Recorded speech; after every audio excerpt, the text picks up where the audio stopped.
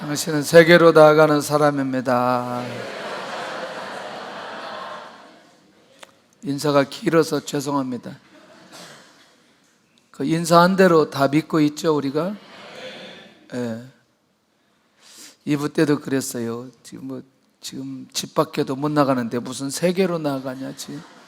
내가 지금 비행기도 한 번도 못 탔는데 맨 세계로 나간다. 그렇게 하다가 손주가 나갈 줄로 믿습니다. 한번 따라서 하겠습니다. 등유의 비밀. 종종 그런 얘기예요. 가나안 좀 빨리 들어가자. 여호수아 빨리 가자는 거. 여호수아. 이렇게 참 우리가 하나님의 말씀을 대할 때 그런 생각을 참 많이 해봐요. 우리의 삶의 기초가 영적으로 무엇이 되어야 되느냐?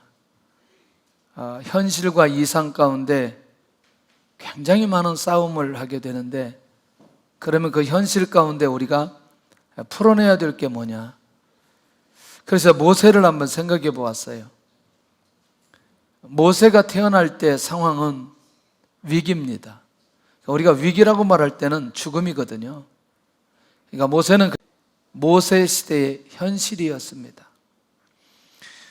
어쩌면 우리도 우리가 사는 지금의 상황이 그냥 위기인 거예요. 그냥 삶 자체가 위기인 거예요. 이렇게 봐도 위기, 저렇게 봐도 위기. 평생토록 계속 위기 속에서 살아왔던 많은 분들이 있을 거예요. 그런데 이 위기는 분명한 어떤 의미가 그 안에 숨겨져 있다는 것입니다. 하나님께서 이 이스라엘 민족을 계획하시는 것 중에 한 가지는 더 이상은 애굽에 있어서는 안 되겠다는 거죠. 이제 큰 그림이거든요. 이제 하나님의 시기가, 응답의 시기가, 또 하나님께서 아브라함과 약속했던 시기가 가까워지기 때문에 이들을 출애굽시켜야 되는 거거든요. 그런데 이 출애굽을 하기 위해서는 뭔가 이 민족을 이끌어갈 수 있는 사람이 필요한데, 하나님께서는 일찍이 이 사람을 준비해 놓으시고 이 사람을 훈련시켜야 되는 거예요.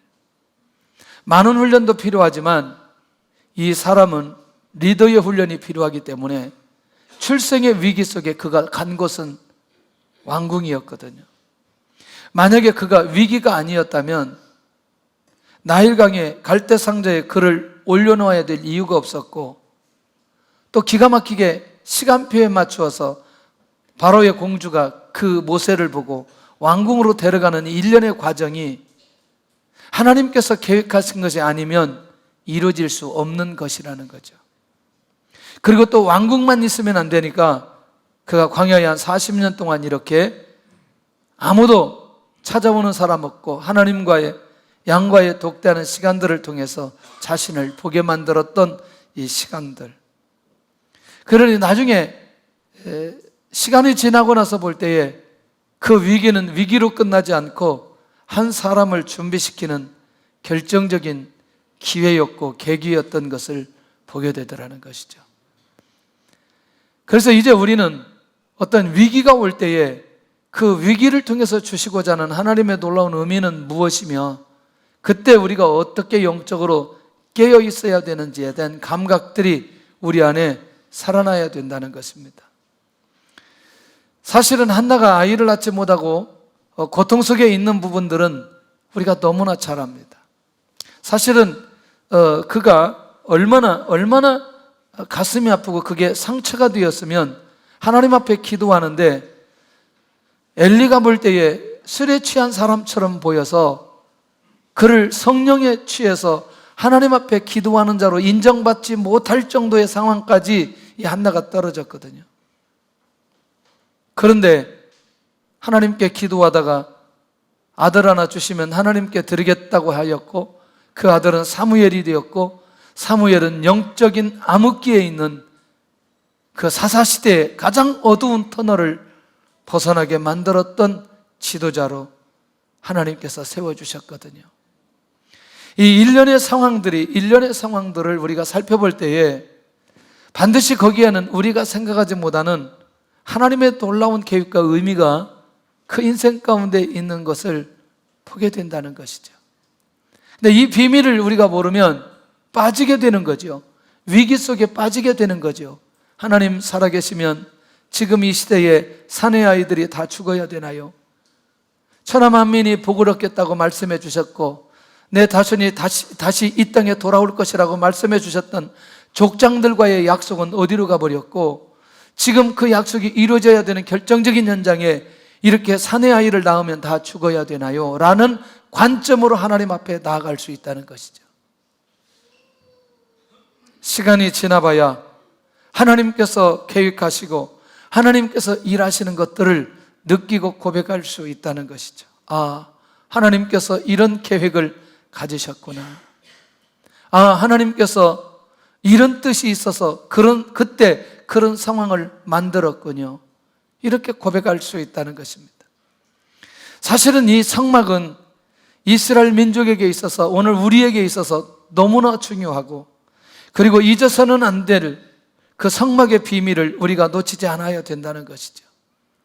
그 많은 재료 중에 오늘은 등류를 준비하라고 하였는데, 이 등류는 왜 준비해야 되며 왜 필요할까? 그리고 이 등유의 의미는 무엇이며 지금 이 시간에 우리가 왜 이것을 묵상해야 되고 이것을 우리가 하나님의 말씀으로 들어야만 될까?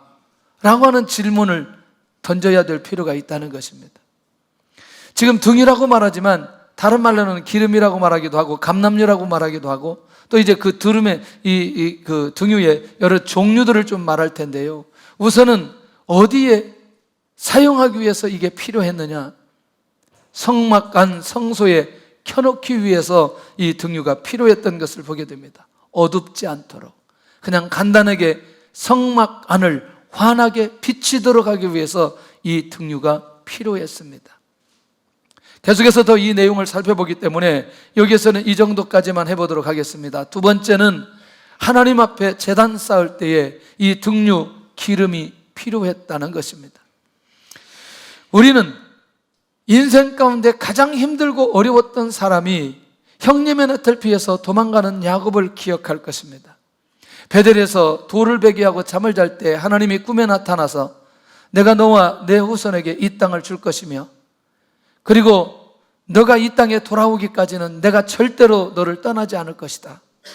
내가 너를 지키고 보호할 것이라는 약속의 말씀을 야곱이 받고 그때 일어나서 그가 돌단을 쌓고 하나님 앞에 제단을 쌓을 때 기름을 부어서 제단을 쌓는 것을 보게 됩니다. 그러니까 성소를 밝히기도 하지만 결국 제단 쌓을 때에 필요한 것이기도 하다는 것입니다. 굉장히 중요한 의미가 있겠죠. 야곱도 뭔가 이 기름의 의미가 있기 때문에 그가 제단을 쌓을 때 이 기름을 부어서 하나님 앞에 제단을 쌓았던 것을 보게 됩니다. 세 번째는 위임식을 거행할 때 사무엘이 사울을 불러서 왕을 세울 때 사용하게 되어지는데 그때 이 기름이 사용되어졌거든요. 성소 안에 빛을 비출 때, 제단을 쌓을 때, 위임식을 할 때 이렇게 이 등유가 사용되어진 것을 보게 됩니다. 그런데요, 예수님 당시에 와서 보니까 새롭게 접근되는 거죠. 그게 뭐냐면 병자를 고칠 때 등유 이 기름을 사용했습니다. 마가복음 6장 13절, 누가복음 10장 34절, 야고보서 5장 14절에 보니까 주님의 사역 가운데 병자에게 기름을 바르면서 치유했던 것을 보게 됩니다. 주님이 능력이 없어서 그냥 상징적으로 기름을 발랐을까? 이건 도대체 왜 이런 행위가 필요했고 이 기름이 왜 그렇게 필요했을까? 성소에서 비추는 데까지 시작해서부터 결국 예수님의 사역에 이르기까지 이 기름의 용도가 다양하게 사용되어졌음을 우리는 확인할 수 있다는 것입니다. 하나님의 말씀에 그렇게 기록되어졌기 때문에 우리는 그대로 그걸 받을 수밖에 없고 그렇게 그것을 믿을 수밖에 없다는 것이죠. 그렇다면 왜 성소 안에 등불을 켜놓아야 되느냐? 휘장으로 덮인 성소의 내부가 매우 어둡기 때문에 제사장이 제사를 하기 위해서 그 움직임을 하려면 빛이 있어야 바르게 갈 수 있기 때문에 제사장의 움직임이 안전하게 가도록 하기 위해서 빛이 필요했다는 것입니다. 이거는 그렇게 어렵지 않아요.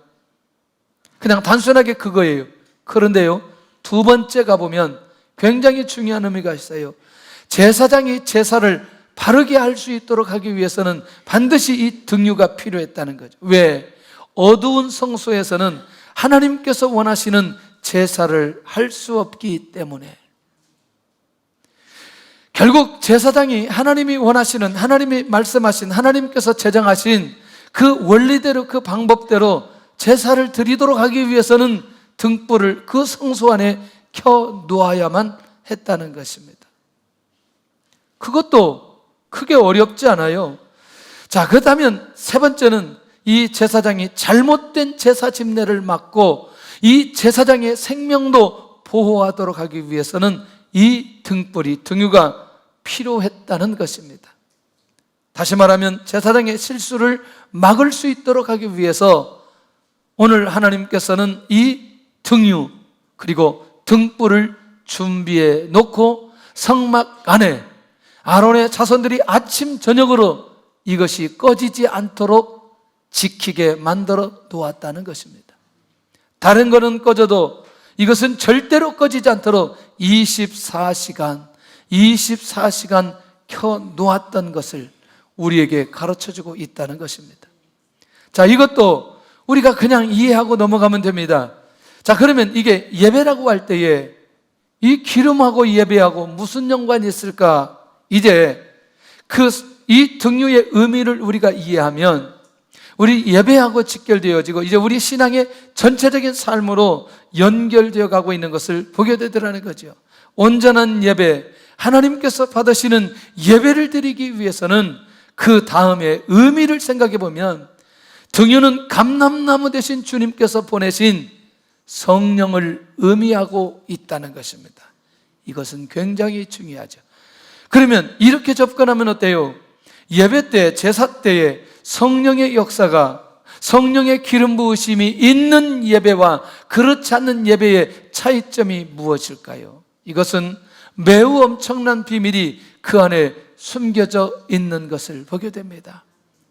똑같이 예배를 드리는데, 똑같이 찬양하고 똑같이 기도하는데 성령의 기름 부으심이 있는 그 예배와 그렇지 않는 메마른 예배와 어떤 차이점이 있을까?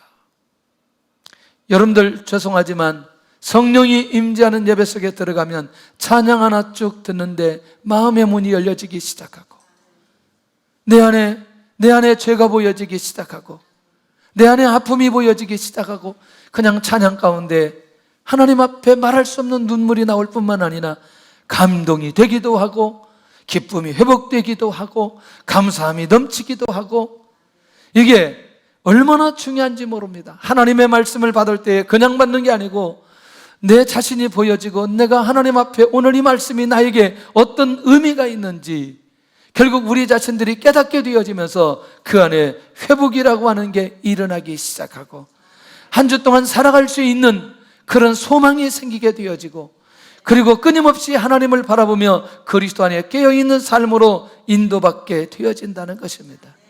그러나 내 안에 그렇지 못했을 때 인도자나 회중 우리 청중들이 우리 성도들이 함께 하나님의 인도를 받지 못할 때는 매우 공허한 예배가 될 수밖에 없다는 것이죠.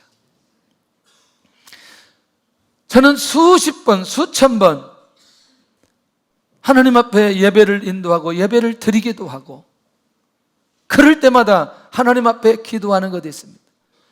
예배가 있을 때마다 하나님 앞에 엎드려서 오늘도 새로운 예배가 되도록 하나님 앞에 기도합니다. 이전에 드렸던 그 예배를 반복해서 드려지는 것이 아니고 오늘 새롭게 드려지는 이 예배 가운데 하나님 주의 은혜가 있게 하여 주시옵고 오늘도 이 예배 가운데 하나님의 은혜가 임하게 하여 주시되 우리 성도들과 저와 모두가 하나님 앞에 온전히 나아가는 그런 예배가 되게 하여 주시옵소서. 어떤 말씀이든지 오늘 하나님께 소망을 가지고 주님에 의해서 살아가는 귀한 삶으로 우리의 자신들이 변화되고 인도받게 하여 주시옵소서.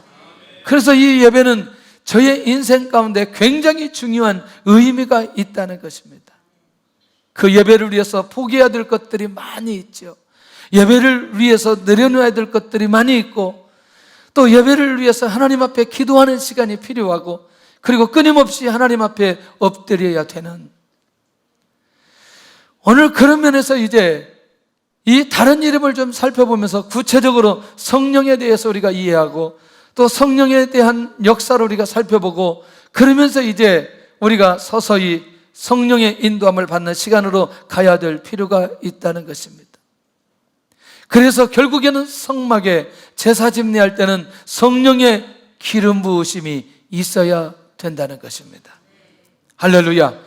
그러면 등용의 다른 이름은 뭐냐? 출애굽기 20장 24절에 가서 보면 감람나무에서 나오는 기름이기에 감람유 이렇게 하기도 합니다. 시편 92편 10절에는 신선한 기름으로 사용되어 있기 때문에 신선한 기름 이렇게 나오기도 하고, 그 다음에 시편 104편 12절에는 윤택하게 하는 기름, 이사야 61장 3절에는 희락의 기름. 그 위에 제가 이거를 쭉 찾아보니까 너무나 많이 있어요, 성경에. 이게 요게 다가는 아니고 제가 그 중에 몇 개를 뽑아서 얘기했다는 거, 그것만 이해하고 받아들였으면 좋겠습니다. 네 번째는 기름 부으심을 받은 사람들은 누구냐? 한번 구약의 인물들 속에 한번 찾아보면 이제 그 사람들을 정리해 보면서 그 사람의 인생 가운데 어떻게 인도받아가는지 살펴볼 필요가 있습니다. 첫째는 사울이 기름 부음을 받고 왕이 되었습니다. 누구에게? 사무엘에게.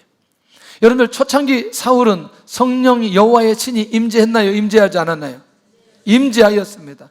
나중에 가면서 교만하고 사무엘이 와서 제사 드려야 되는데 교만해서 자기가 먼저 제사 드리는 이 교만함이 나중에 이제 전쟁 가운데 아말렉과 전쟁하면서 그 좋은 것 다 버리라고 진멸하라고 했는데 그거 살려놓으면서 불순종하기까지 이어지기 시작합니다. 자, 두 번째 사람이 누구냐면 다윗인데, 우리는 사무엘에 의해서 다윗이 기름 부음을 받는 거 기억하는데 이때 여호와의 신이 다윗에게 감동되어지는 역사가 일어나기 시작합니다. 할렐루야. 자, 이게 그냥 떨어져 있지 않다는 겁니다. 세 번째 인물이 누구냐면 솔로몬인데, 선지자 사독과 나단이 솔로몬에게 기름을 부어 왕을 세웁니다. 역시 솔로몬도 여러분들 성전을 짓는 과정이나 성전을 짓고 하나님 앞에 기도하는 이 내용들을 보면 여호와의 신에 감동되어진 것을 보게 됩니다. 그러면 여러분들 구약 시대에도 성령의 역사가 있었다 없었다? 있었다. 그런데 제한적으로 있었다라는 사실을 알 수 있다는 것이죠. 할렐루야.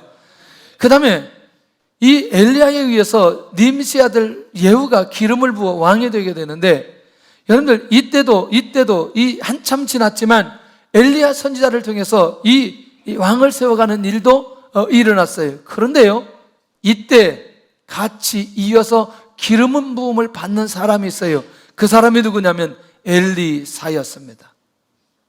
엘리사도 누구에 의해서?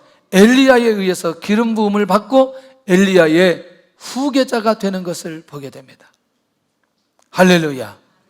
자, 여러분들 열왕기상 17장에서부터 열왕기하 2장까지는 엘리야의 사역에 주무되었습니다.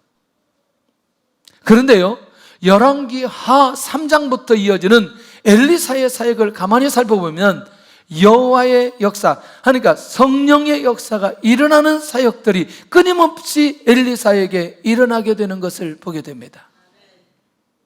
할렐루야. 자, 구약시대에는 선지자, 제사장, 왕에게 기름을 부어서 그 사역을 감당하도록 하나님께서 말씀하셨고 역사해 주셨습니다. 그러면 상징적인 의미는 어느 정도 우리가 이해할 필요가 있다는 것입니다. 할렐루야. 할렐루야. 그러니까 요즘에는 목회자들, 목사 임직할 때 뭐 하죠? 안수하죠. 안수기도 하죠. 이 안수기도 할 때 성령의 강력한 역사가 일어나야 되는데, 이게 그래서 여러분들 목회자에게 있어서, 오늘 직분자들에게 있어서 가장 중요한 건 성령의 기름 부으심입니다. 다른 많은 것도 중요하지만 성령께서 사로잡고 그 인생을 붙들어 가시고 인도받아 가야 결국 우리가 성도들은 성도의 사명을 감당하고 목회자는 사역자들은 사역을 감당하게 되는 것을 보게 되더라는 거죠. 어떤 분들 그동안 이렇게 안수식 때 가서 보면 한없이 우는 분들이 있어요.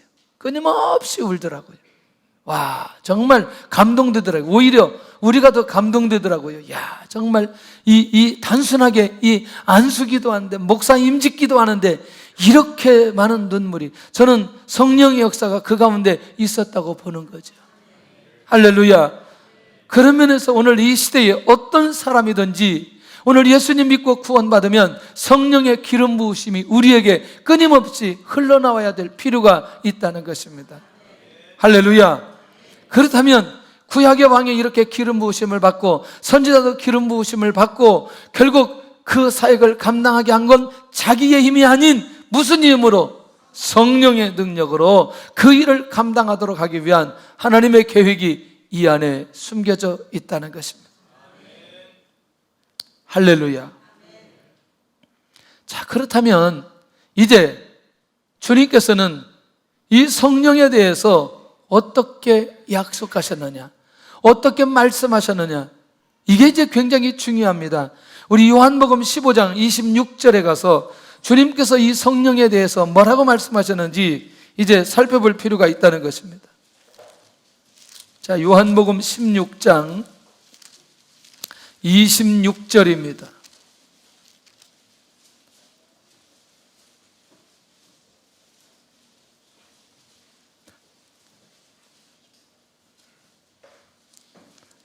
요한복음 15장 26절 시작.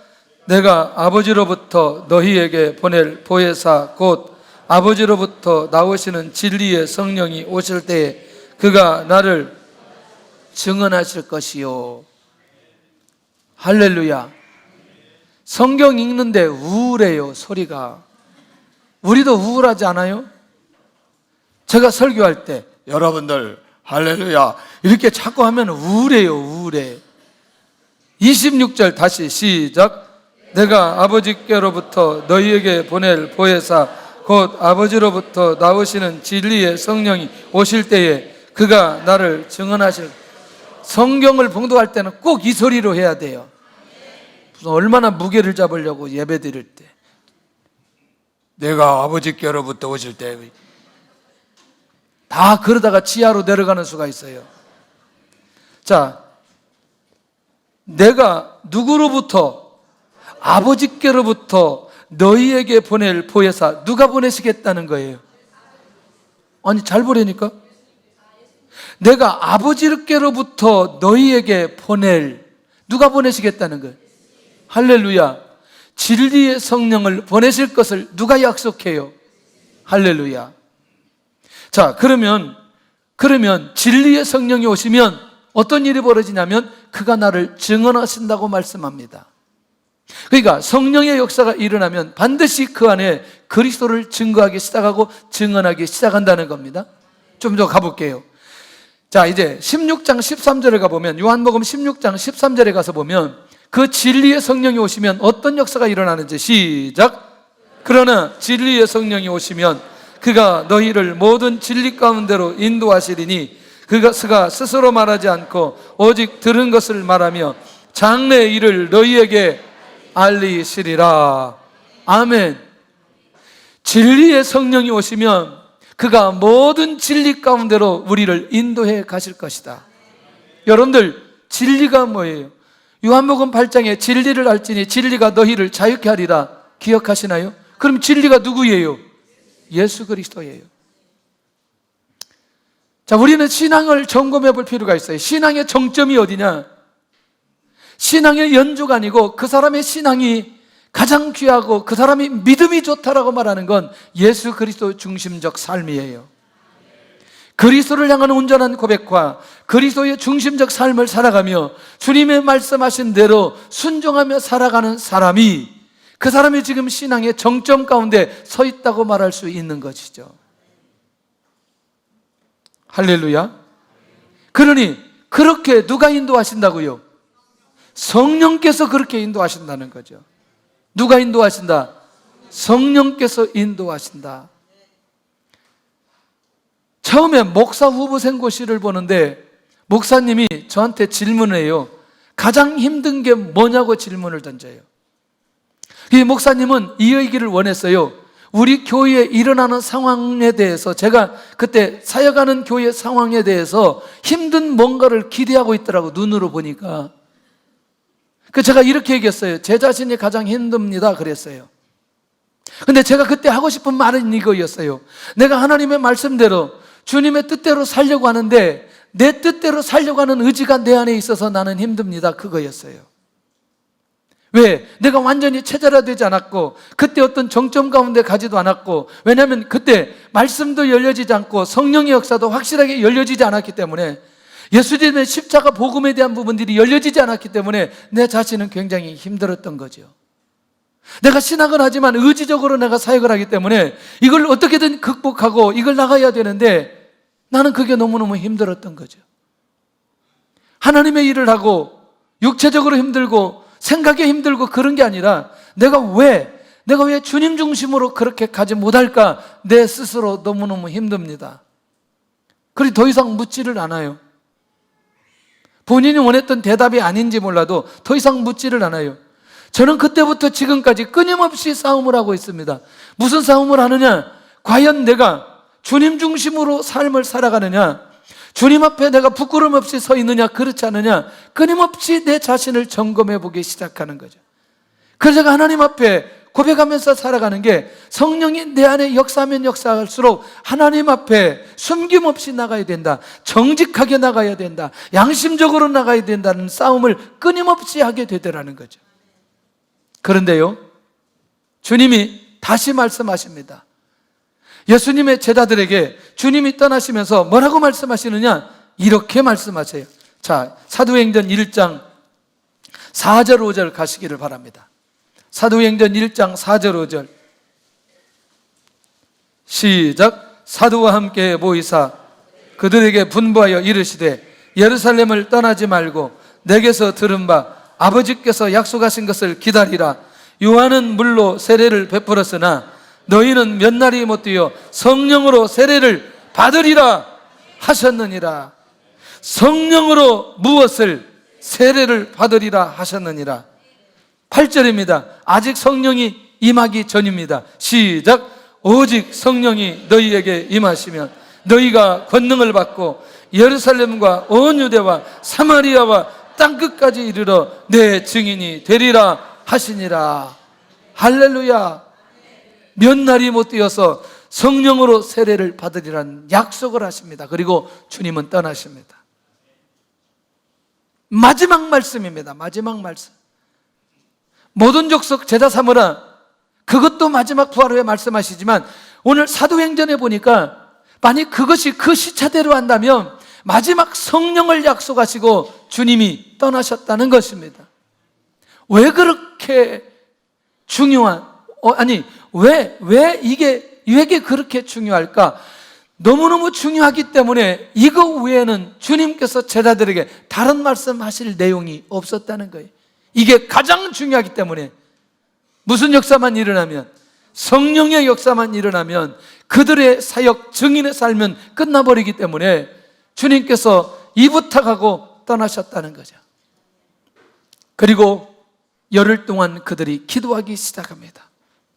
120명이 마가다락방에 모여서 기도하기 시작합니다.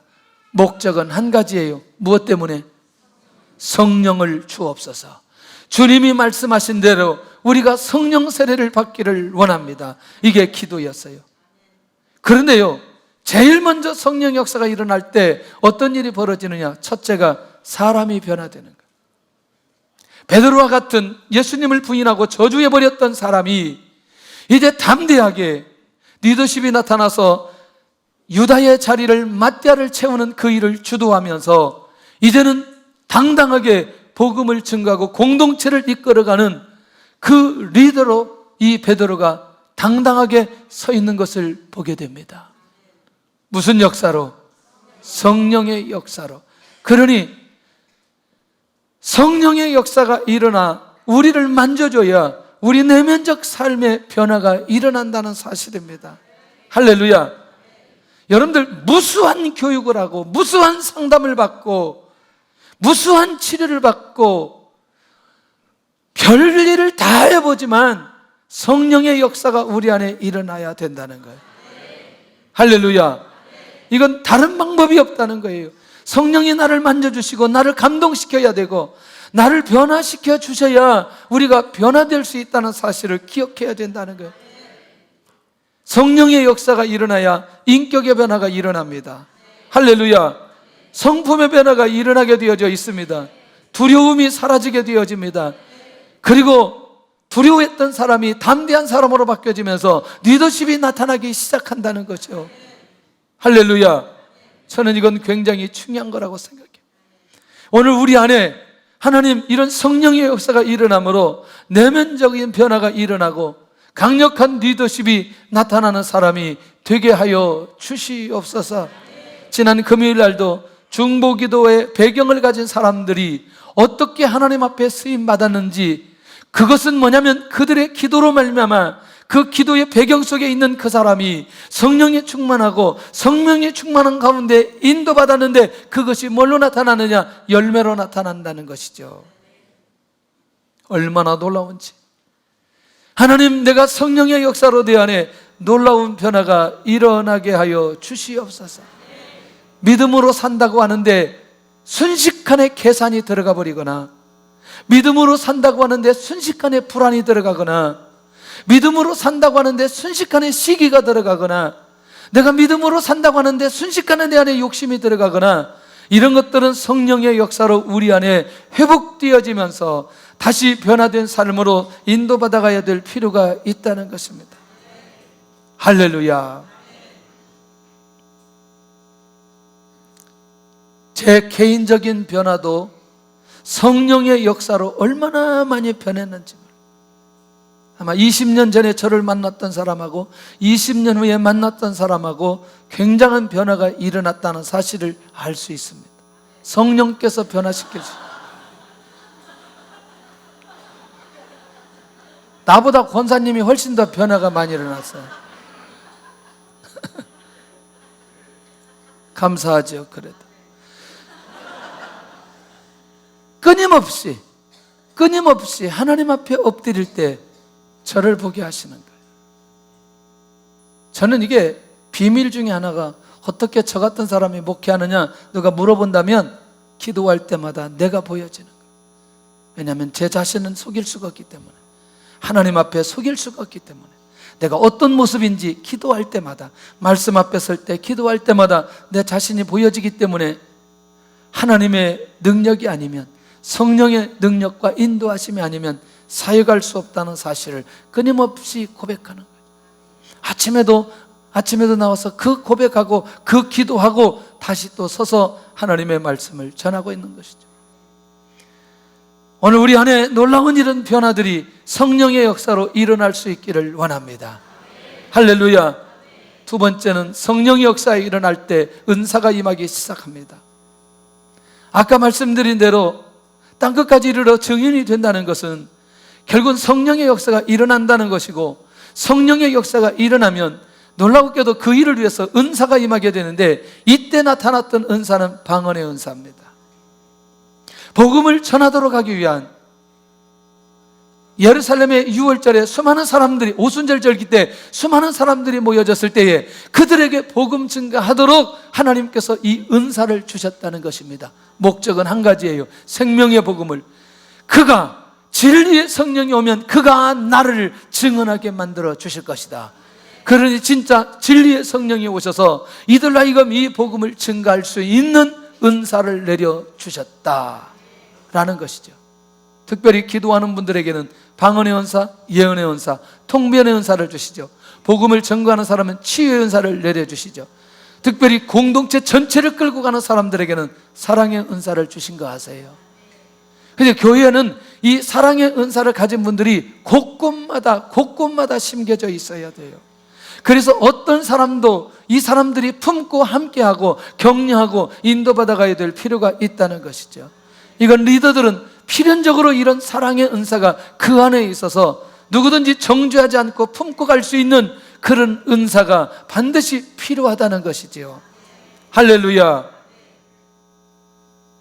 제가 정말 지난주에 그런 우리 목사님들하고 이제 대화를 나누는 중에, 제가 이제 목사님들끼리 대화를 나눌 때도 그렇게 좋은 대화를 안 해요. 약간 무게 있지만 힘든 대화들을 계속해요. 목사님 한 분이 계시는데 지금 한 3,000명 목회하는데 얼굴이 항상 새카매요. 그리고 얼굴이 힘이 없어. 나보다 나이가 적은데 얼굴이 힘이 없어요. 그 내가 이렇게 했어요. 제발 좀 밥 좀 먹어라. 당신은 무슨 일이 생기면 밥부터 안 먹잖아. 그러니까 밥을 못 먹으니까 기력이 없잖아. 기력이 없으니까 사역하고 누워야 되잖아. 맞아 안 맞아? 맞아. 새벽 예배 해 안 해? 안 해. 기도는 언제 하냐? 그랬더니 나 혼자 독방에서 해. 그러니까 옆에 있는 다른 이제 총신대학교 교수님, 형 왜 이렇게 힘들게 얘기해?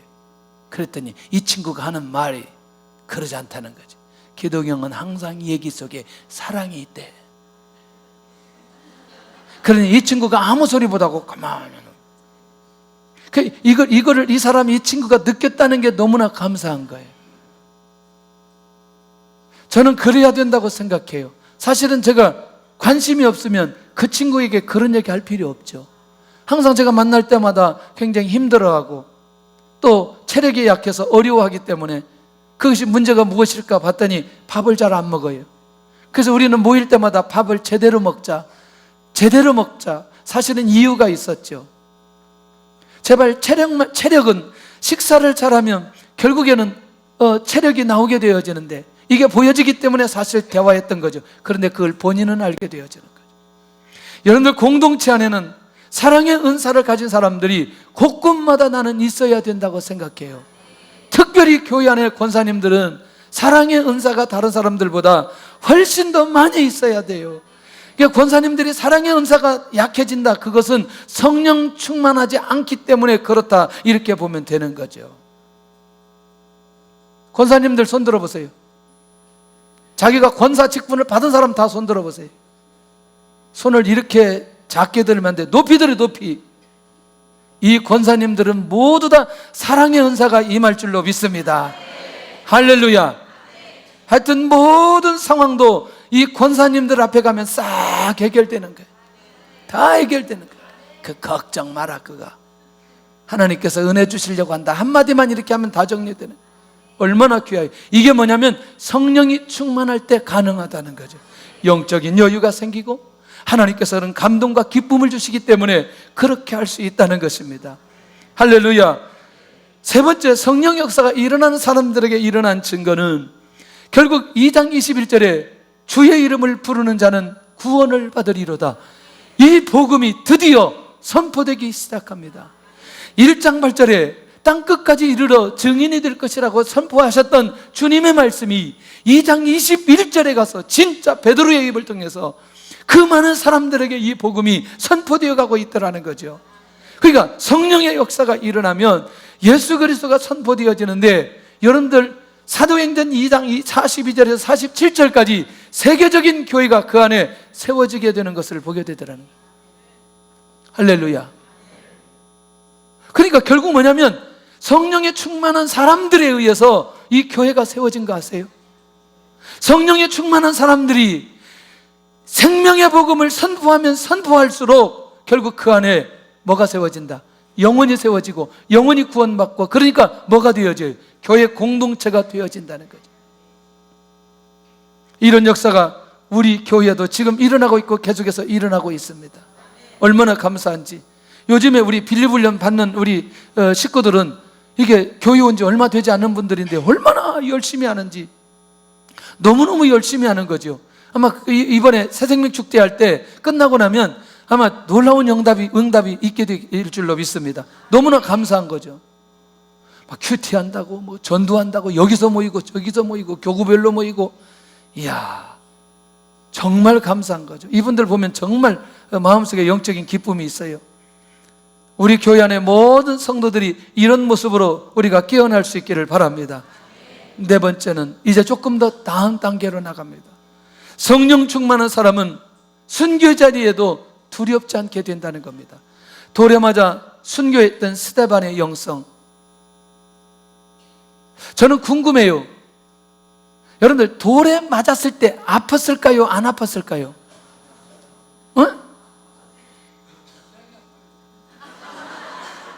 돌에 맞았을 때 아플까요? 안 아플까요? 아파요. 아파요. 계속 맞으면 아플까요? 안 아플까요? 아니, 계속 맞으면 안 아프지. 더 아파?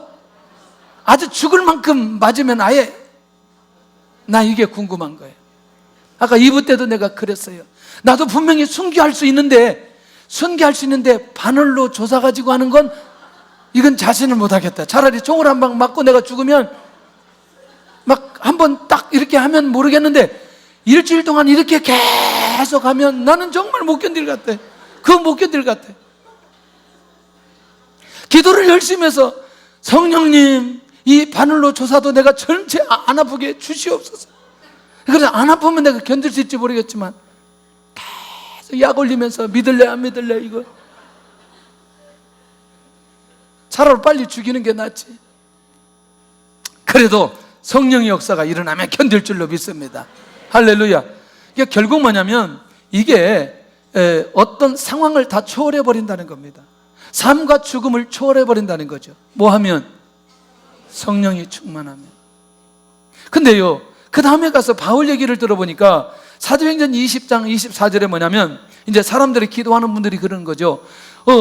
사도 바울 선생이요, 예루살렘에 가면 환난과 핍박이 기다린다고 하는데 꼭 그렇게 가야 되겠습니까? 이렇게 이제 자꾸 이제 붙드는 거죠. 그러니까 사도 바울이 뭐라고 말하느냐? 내가 이 생명의 복음을 증거하는 일을 마치려 하면은 내 생명을 조금도 귀한 것으로 여기지 않겠다. 오직 하나님의 비전이 나의 비전으로 그걸 붙들고 살아가는 사람으로 바뀌어져 버린다는 거죠. 이게 성령이 충만할 때만 뭐하다? 가능하다는 거예요.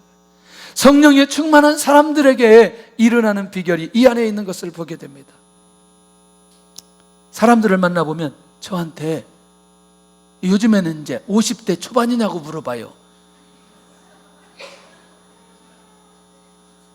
뭐 잘못됐어. 사람 죄들이 많으면 그렇게 안 보여지는 거예요.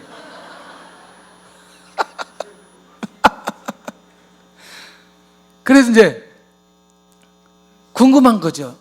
이분들이 제 이제 나이를 얘기하면 제가 이제 사역하는 분들한테는 그렇게 얘기하죠. 제가 한 가지 비결이 있는데 기쁘게 사역할 수 있는 비결이 제 안에 있습니다. 그런 게 있습니다. 어떤 것들을 시작할 때에 반드시 고난의 과정, 힘든 과정이 있는데 그 과정을 약간만 타고 넘어가면 그것이 즐거움이 올 그 정점이 있습니다.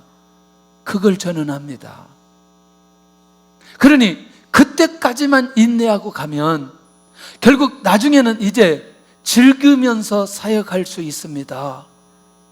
못 알아듣는 거예요. 그 말을 못 알아듣는 거예요. 여러분들 매일 밤 나와서 예배 드리는 게, 기도하는 게 쉬워요, 어려워요?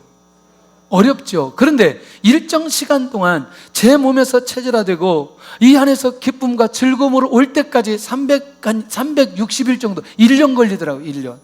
그러니까 1년이 딱 지나고 나니까 매일 밤 예배 드리는 기쁨이 있고 즐거움이 있는 거죠. 그것이 힘들고 어려움이 아니라 그 안에 주시는 은혜가 그 시간 때문에 육체적으로 힘든 것을 넘고 덮고 넘어가게 되어지는. 왜? 그때마다 성령의 역사를 끊임없이, 이미 저는 설교 준비할 때, 아침에 설교했지만 설교 준비할 때 하나님께서 함께 해주신 것을 느끼게 되는 거죠. 똑같이 아침에 한 걸 저녁에 하지만 제 안에 기쁨이 있어요. 그러니까 나와서 그렇게 매번 새롭게 예배를 드릴 수 있을 정도의 마음을 제 안에 주시는 거죠. 정말 죄송한 얘기인데요, 매일 밤 제가 나오는데 끌려 나와서 제가 말씀을 나누는 걸로 봤어요? 아니면 그 다음 얘기를 못하겠네. 여러분들 그런 면에서 우리 안에 한 가지 이 비밀이 있다는 거죠. 성령 충만한 것을 우리의 삶 속에 유지하고 그것을 체질화시키는 사람은 항상 성령이 나를 주도하고 성령께서 역사하시는 삶으로 인도받아 갈 수 있다는 거죠. 그래서 저에게는 기도의 시간이 중요한 거예요. 그러니까 그 기도의 시간은 중보 기도의 시간도 중요하지만 제가 하나님 앞에 그 충만한 데까지 가는 그 시간이 필요한 거예요. 그리고 제가 자신이 영적으로 회복되어졌을 그때에 드디어 이제 중보 기도가 시작됩니다. 제 안에서 성령이 충만하고 오늘 내가 기도할 수 있는 영적인 힘, 목회할 수 있는 영적인 힘이 내 안에 축적되어졌을 때에 그때부터는 이제 중보 기도가 나가기 시작하는 거죠. 그게 비밀이에요. 얼마나 감사한지. 그래서 죽어도 새벽 예배에 일어나서 이 기도의 시간을 놓치지 않으려고 하나님 앞에 엎드려서 기도하는 거죠. 이제는 새벽 예배 누가 만들었는지 너무너무 감사해요. 저 같은 사람이 목회할 수 있도록 새벽에 깨어서 기도할 수 있도록 하나님께서 이 기회를 주셨는데 얼마나 감사한지. 시간이 많이 갔기 때문에 정말 중국에서 새벽 예배를 드리기 위해서 우리가 어떻게 노력했는지, 식당에서, 카페에서, 집에서, 에어로빅에서 새벽 예배를 하기 위해서, 기도하기 위해서 얼마나 우리가 일을 썼는지 모릅니다. 다른 것 아닙니다. 기도하기 위해서. 왜냐하면 그래야 이 땅에서 사역할 수 있기 때문에. 오늘 우리가 사도 바울처럼 성령이 충만하면 그런 고백을 누구든지 하고 그렇게 살아갈 수 있다는 것입니다. 할렐루야. 성령의 역사는 어떻게 가능한가? 말씀과 기도를 통해서 성령의 역사가 일어난다는 거죠. 여러분들 일주일에 한 번은 반드시 통성으로 기도해야 돼요. 그래서 금요일 날 여러분들 절대로 이 예배 시간을 놓쳐서는 안 된다는 거예요. 매일 아침 저녁으로 나오시는 분들은 너무나 감사하고 그 삶을 이어져 가지만 혹시 그렇게 나올 수 없는 분들은 금요일 날 한 번은 나와서 마음껏 소리내어 기도해야 된다는 거죠. 그래야 일주일을 살아가고 그 일주일 동안에 주시는 하나님의 은혜를 정리하고 다시 시작할 수 있다는 것입니다. 이 기회를 놓치지 않기를 바랍니다. 단순하게 나와서 여러분들 예배 참석하라 이런 정도가 아니라는 거죠. 기도와 찬양과 말씀을 통해서 성령이 충만하고 그리고 충만한 가운데 하나님의 인도를 받아가는 그런 성도들이 되기를 소원합니다. 그래서 이 제사를 집례하는데 다른 모든 것보다 이 등유가 필요했다는 사실을 기억해야 된다는 것입니다. 결론입니다. 나는 성령이 충만한 사람인가? 나는 성령의 충만을 위해서 기도하고 있는가? 자, 세 번째는 나는 성령의 인도를 받고 있는가? 우리 대화 들어보면 성령의 인도인지 아닌지 금방 알 수 있습니다. 자, 성령의 인도받는 대화 꼭 우리 안에서 이루어질 수 있으면 좋겠고, 마지막 우리 안에 성령의 열매가 끊임없이 맺혀지기를 소원합니다. 할렐루야. 이제 한 주 동안도 하나님, 내가 성령 충만하기를 원합니다. 역사해 주옵소서.